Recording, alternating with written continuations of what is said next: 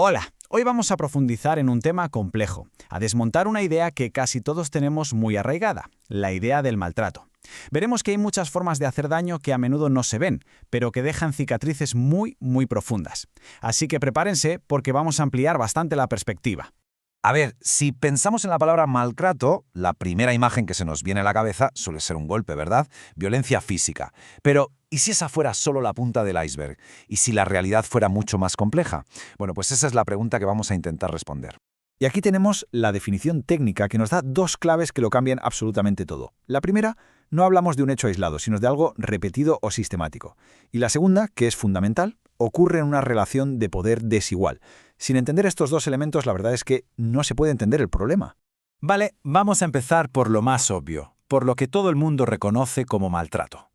Estas son esas formas que dejan marcas evidentes. Pero, como veremos, esto es solo el punto de partida.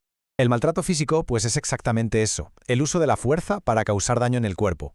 Va desde golpes o empujones hasta cosas como privar a alguien de comida o de sueño. Es la forma más visible, la que no necesita demasiada explicación.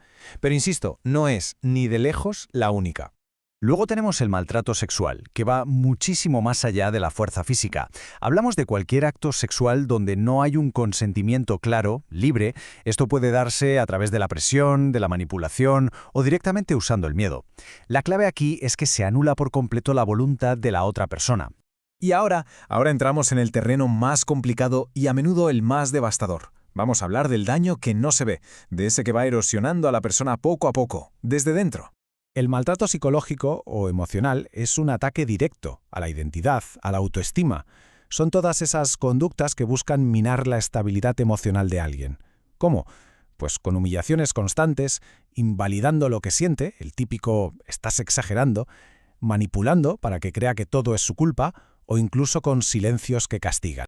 Y ojo con esto, porque aquí llegamos a un punto clave. Resulta que el maltrato psicológico es, al mismo tiempo, el más frecuente y el más invisible. Fijaos en la paradoja, la forma más común de maltrato es la que nuestra sociedad menos reconoce. Es una violencia silenciosa, que puede estar ocurriendo durante años sin que nadie del entorno se dé cuenta de nada. Dentro del psicológico hay una herramienta muy concreta, la palabra.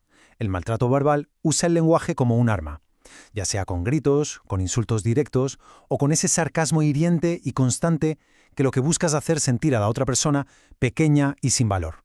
Y es que tenemos que entender que el maltrato no suele ser una serie de ataques sin más. A menudo es una estrategia, es un plan para dominar y para aislar a una persona, tejiendo a su alrededor una auténtica red de control.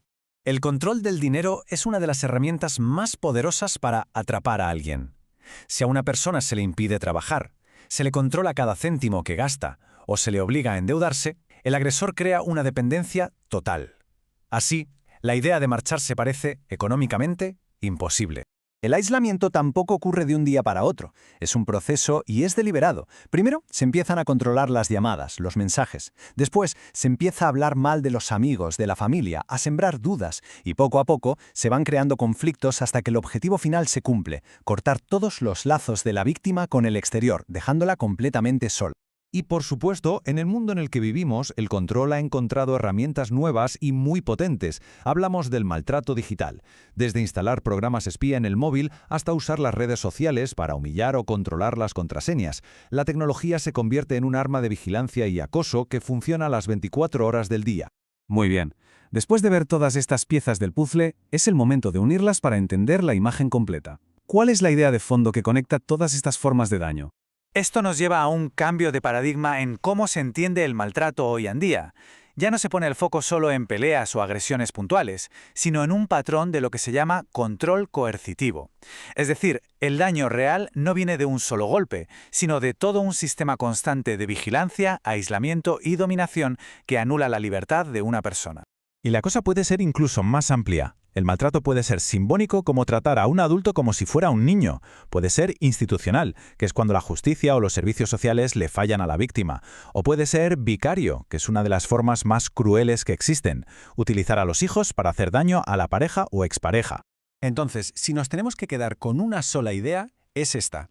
El maltrato no se define tanto por la acción concreta, sino por el efecto que tiene. Un comentario sarcástico puede ser una broma sin más en un contexto de igualdad, o puede ser parte de un patrón de humillación que destroza la autoestima. El contexto y ese desequilibrio de poder lo son absolutamente todo. Pensemos un segundo en esta frase. Resume a la perfección todo lo que hemos estado viendo.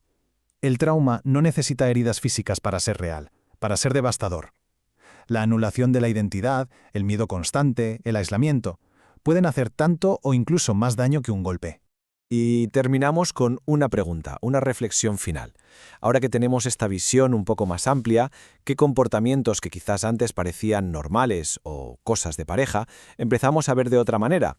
Porque reconocer estas formas invisibles de daño es, sin duda, el primer paso para poder combatirlas.